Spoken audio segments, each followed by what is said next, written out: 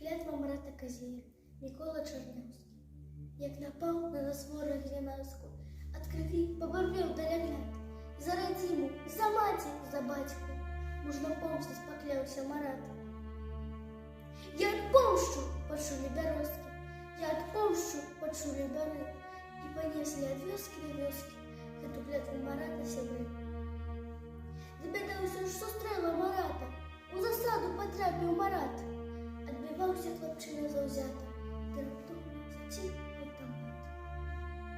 Сонце промінь кривавий полоски у очах мільганом потемнів. Зато ліс не поспели березки, ротный бор сослонить не поспел.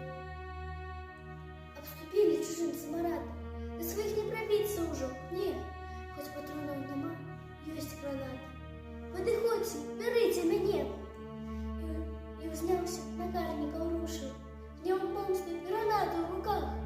Нет, он клятвы своей не порушил и зостався живым у веках.